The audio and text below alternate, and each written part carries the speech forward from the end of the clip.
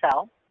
Um, I just want to preface this with letting you know that everything that I'm going to go over with you today, your assigned trainer, if you choose to buy from Big Hairy Dog, you will be assigned a trainer, and that assigned trainer will go into everything that I'm talking about today in further detail.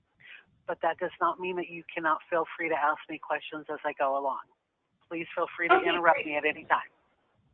Okay, can you hear me? I can hear you fine. Can you hear me okay? Yes, great, thank you. And I just want to let you know that also with me, I have Steve Suding. He is our vice president, is executive vice president. And then also who will be joining us is Anne-Marie DiPaolo, and she is our business director. She handles all of our financing. Okay, perfect. So with QuickBooks Point of Sale, this is the primary screen that you would look at. What everyone has access to on this screen is controlled by security settings. So you can give employees as little or as much access to the program as you want. One of the first things that you will do with your assigned trainer is to go through a series of system preferences, kind of setting up the system to work the way that you need it to work for your environment versus, say, the shoe store or the gift store down the street. Once that's done, you'll also go over security and how to set up security. So like I had mentioned, you can limit or give access, in whatever direction that you want to. You'll then start talking about departments and how you want to set up your department list. And now my department list is just kind of a hodgepodge because of various things that I show. But typically you could do something as broad as apparel, but you could narrow it down as simple as, dresses, skirts, pants, shirts, that type of thing, books, school supplies, whatever it might be. The department structure is a really important part of the program because it is a primary way that we use to do reporting, not only from a sales perspective, but also from a buying and receiving perspective. So once those departments have been set up and entered in, your trainer will then take you through and show you how to create your inventory. So I'm just going to minimize that real quick, get it out of our way. I just want to show you real quickly how easy it is to enter in an entire size run of a particular item. So in the store, do you carry any uniform type of items, or is it just like books and school supplies? So we have it's called our Bruin Shop, and it's where we sell apparel as well as our uniform polos and our girls, their school pants. Okay, perfect. That's kind of what I figured. I have another school that's primarily what they carry as well, uniforms, the sweatshirts, that type of thing, but also pencils and pens and notebooks and that type of thing as well. So the good news is for the apparel, whether it be a uniform or whether it be just a Bruin sweatshirt, you can simply click on the add button, and I'm just going to make something up here. We'll say BR1, something like that. The department, I would say, is apparel. Maybe I put in here that it's a pleated skirt. I'm going to skip over the size and the attribute, which the attribute is typically where we would put the color in. I'm going to skip over those two fields, and we will fill them in on the back side of things. But I'm going to go ahead and put in what the price of this skirt is. So we'll just say it's $29.99. It cost the school, we'll just say it's $12.99. Okay. Now, if your products come with a UPC from the vendor, you are more than welcome to enter in that UPC here as a second way of scanning the item. The system does generate a unique item number for every size and color combination. And that is typically what we would make a barcode from. You and your trainer can completely determine what you want your tags to look like, what information you want there to be on the tag. Pretty much any information you put into the item list can be put on the tag. So I'm just going to go ahead and say that we get this from Nike. Now, there are a few other points in here that I would like to point out. You can set a reorder point. So, okay.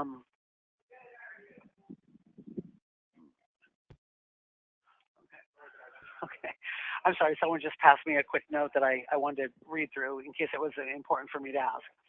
So the reorder point would allow you to set, I never want to have less than 2 of these or less than 5 of these on hand at any one given time. By setting up a reorder point, and you do not have to set it up on every item, just on those items that you seem to always run out of, what will happen is when you get below that reorder point, the computer will notify you that you do have some inventory reminders, and it will help you make the purchase order to order more of these items that have fallen below their reorder point. There's also the ability to sync it to a mobile device. QuickBooks Point of Sale has the ability to use an Android or an Apple product as a mobile point of sale. So if you're going on... And we have like a vast number of like iPads that we could use for this. So is that, we could use an iPad? Yes, you could use an iPad for the mobile, but you couldn't use an iPad at the actual point of sale. It is a Windows-based product, QuickBooks is. Now, for the mobile unit, it will work with either an iPad or with an Android type of product, a Surface Pro, something like that. Does that answer your question? Yeah. Okay, good. So now that I have the basic information in here about this skirt, I'm gonna switch over to the style view, and this is where I'll actually put in my different sizes. Now, a lot of times what we do is we pre-make style templates with the sizes in there, so you don't have to keep typing in extra small, small, medium, large, extra large over and over again, or the 2, 4, 6, 8, 10, 12, 14 over and over again. I'm going to go ahead and choose my extra small through 3X template, and you'll see it pre-fills in all the sizes for me. Now I would just type in the different colors. So what are your school colors? Brown, white, and orange, but typically brown and white is what we usually focus on. Okay, so we will go with that. Okay, so what I'm going to do is I'm going to say this brown skirt is available in an extra small, and I'm just going to put a 0 here. The 0 lets the computer know that I want to create that line item, but I'm not putting in any on-hand quantity at this point in time. Typically, when you're setting up the system, you're open for business, and so whatever your counts are today, those are not going to be your counts next week. So that's why we put the 0s in there to reserve the line, as it were. And then just before you start utilizing the system, we would recommend that you do a physical inventory and get an accurate count on all of your inventory prior to you starting to use the system. It gives you a really good milestone to also go back to. You'll know that as of such and such a date, our numbers were accurate. And then with the system, you were then able to keep track of what's selling, how often, how much is selling, that type of thing. So I'm going to go ahead and save this. And in the process, you will notice that it created every size of the brown that I put in and every size of the white I put in, all in one fell swoop. So this pleated skirt is entered in for whatever size someone or color someone might need to buy. Okay? Any questions about entering inventory? No. Okay.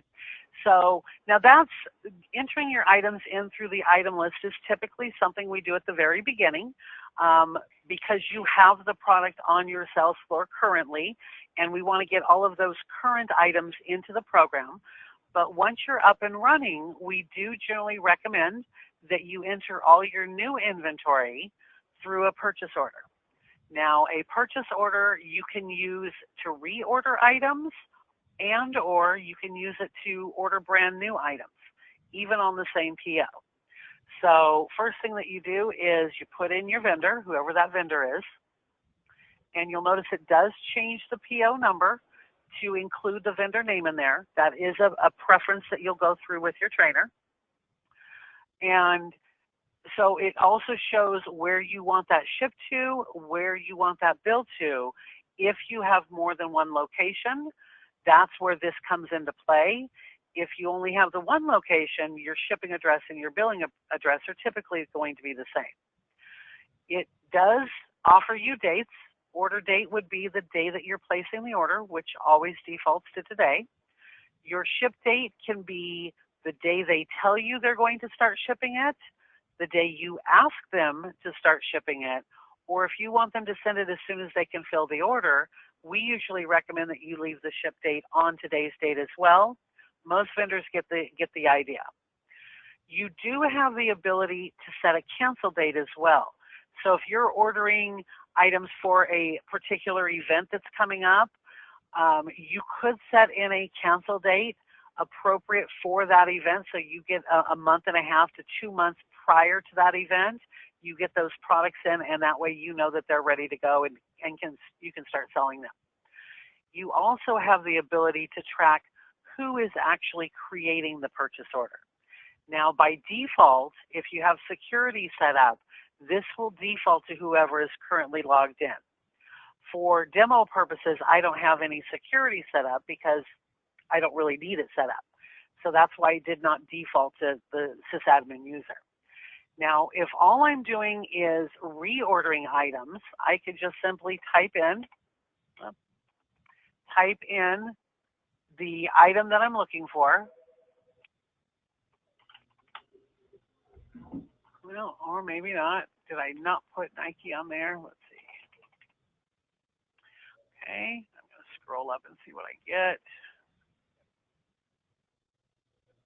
Well, I'm not doing very well here on finding what I'm looking for. There, oh, just a little too far. So I may want this particular item. Now that I know that the extra small brown is item 209, I can do item 210, 211, 212, and just reorder these with whatever quantities I see fit. Okay. It looks like this would fit us for, our brew shop. Like, this would be great. And I remember when I was talking to David, the question was what he didn't know, because our concern is, like, we know that usually these programs can handle our brew and shop, like our clothing store and that, but our main concern right now is getting on board with all of the other schools and doing the cafeteria use. Do you, like, and I know David had said that you guys can kind of you do things to make it fit our needs. Is that still, like, possible? To a certain degree, can you kind of explain to me what you mean for your cafeteria, what you're looking for with the cafeteria use? So right now it's a cash register. And what we would like to go to is all of our students have IDs. And what we would do is we would put a barcode on the ID, because we would like parents and kids to be able to load money, through the website onto their card, so that when they go and purchase lunch or even going in our brew and shop, they could buy things just by swiping their ID. That is possible. So let me go ahead and save out of here and get into the receipt screen. So the way that I would probably set that up is we would set them up with accounts. And so the beginning of the year, whenever the parents decided to, they could put money on their child's account. And that account would be tied to their name. And yes, we could create a barcode attached to their name. So up here, all the cashier would have to do is scan that barcode, and that barcode would read their name and put their name up here. So, say I did something like that, it would automatically put that student's name on there.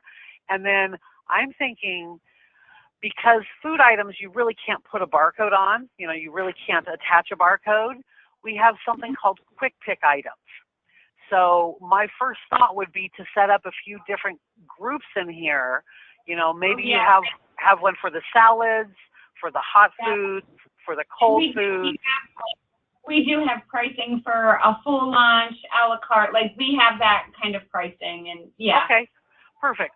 So what this does is, I don't even think that I have anything in here. I don't. Let me see. Oh, so in the inventory, what we would do, I'm going to go ahead and back out of here, and I'm just going to add in a quick a la carte item. Okay, we would create a food category just because I don't have one right now. Okay, and the price of an a la carte item, I'm just going to keep it simple and say it's $5. Now, the thing that I'm going to do is I am going to add it to one of my quick pick groups. I would actually make these on the point of sale screen, and since I didn't already, I'm going to add it to the miscellaneous just so I can show you. Go back home.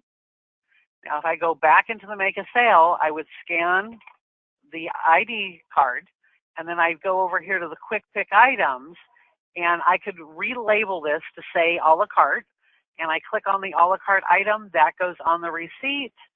If he had money on account, I would actually use that money on account, or I could charge to the account if he didn't have any money, and then contact the parents to say, okay, your bill is now due. Okay, yeah. Okay, so that way money's not just sitting there not getting used. You also have the ability to invoice the parents if it does get used and there was no money on that account to start with. And could the iPads as well be used for something like this? It could, yes. Okay, I'm just asking only because we have those that we could use just to cut costs as far as like devices. Right, right. Like I said, the iPad would only work for the mobile point of sale, and because the iPad doesn't actually have a scanner on it, you wouldn't be able to scan any items, but because this would pull up the quick pick items, then all they would have to do is basically touch on the screen, miscellaneous, touch the a la carte, and it would put that on the iPad receipt screen.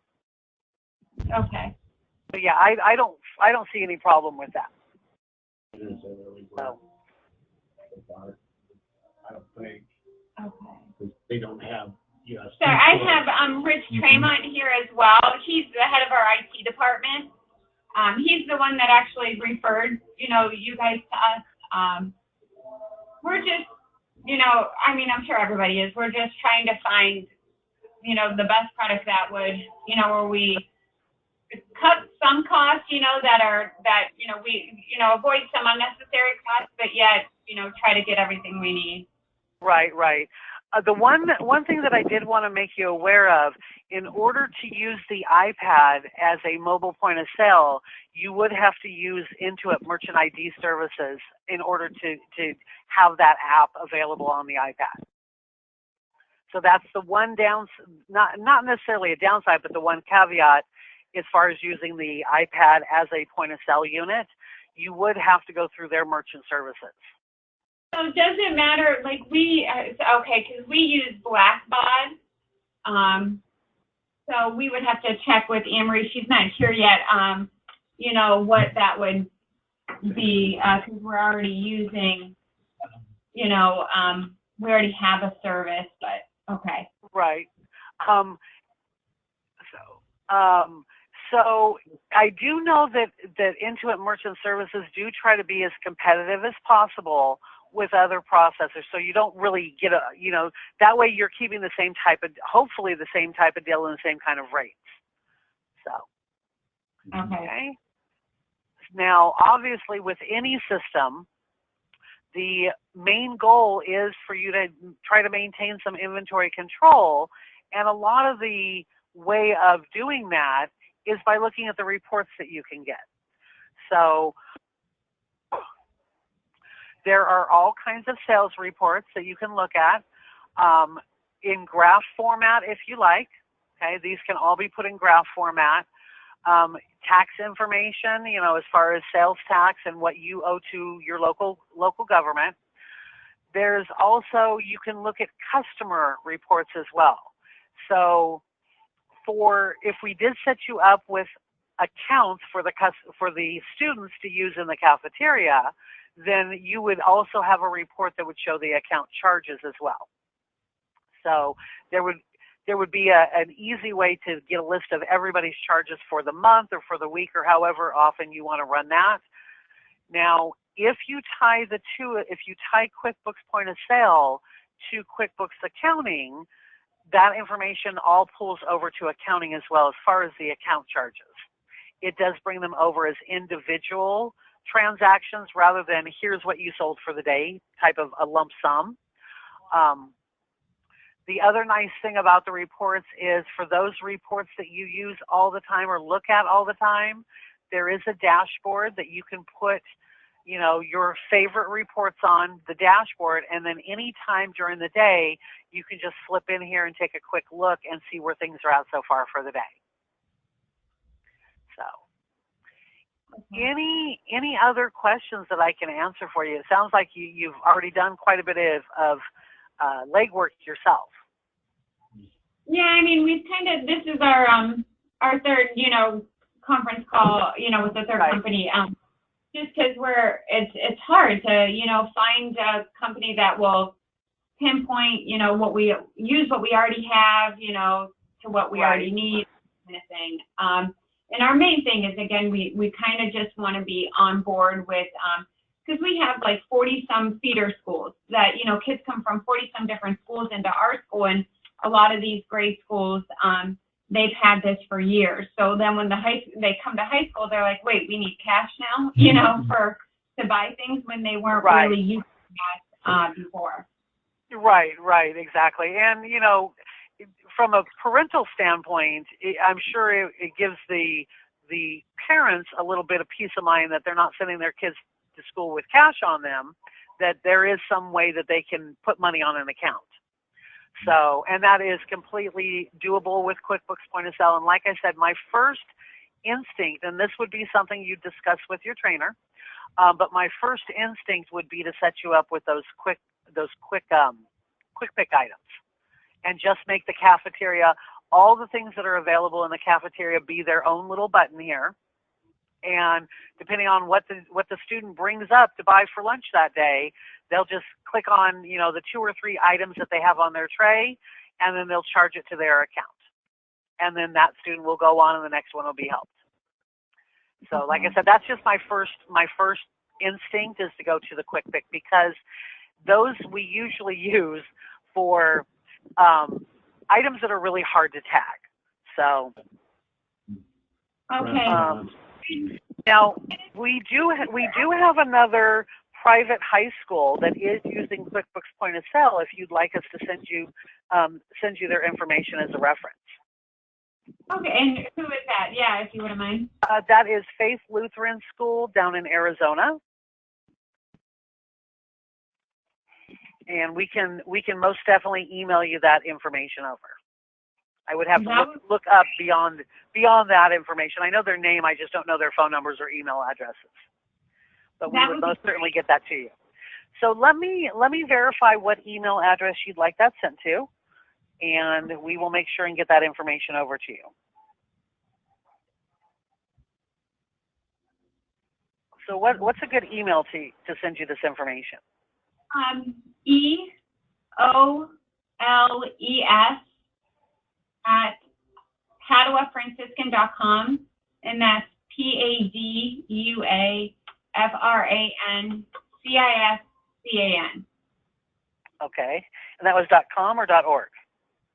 .com, sorry. Okay, just wanted to make sure. Okay, so any other questions that I can answer for you? So is there any way that you would be able to come up with, because we need quotes, is there any way you would be able to compile some kind of quote for us? Absolutely. So how many computers, how many locations are you looking to have the point of sale in? Because that's kind of how we do it, is by the configuration, whether it's an iPad, whether it's a desktop. How many locations would you need a computer for? One for the barber shop, one for cafeteria. We have 2 lines. Two lines down. 2 lines in the brewing cafe. 3. Brewing cafe, Yeah. 2 cafeteria lines. Yeah. So 4. Yeah, so it'd be We want 4. something in a Athletics. ticket sales. Yeah.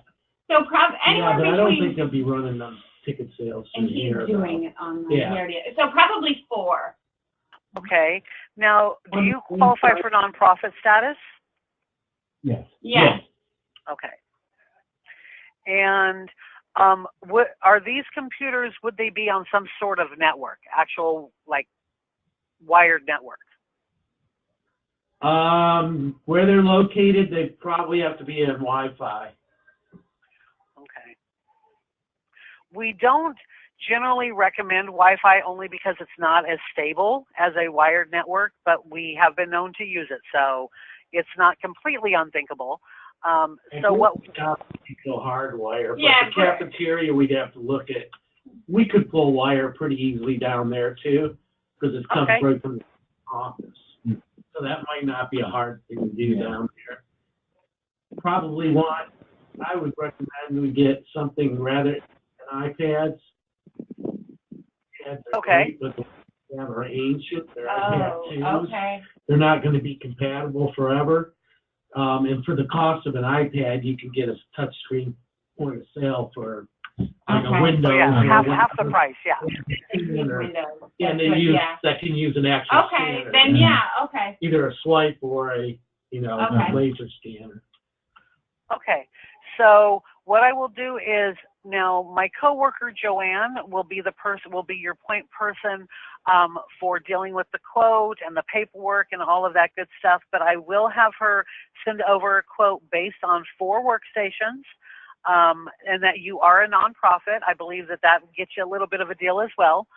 So I will have her send over a quote for you to that same email address that you gave me. Okay, great. Okay. Well, thank you all for taking a little bit of time out of your day. I really appreciate it, and hopefully we'll be able to come up with something that'll work for you, and you'll join the Big Hairy Dog family. Okay, great. Thank you so much. Thank you. Have a great day. Bye-bye. Bye-bye. Bye-bye.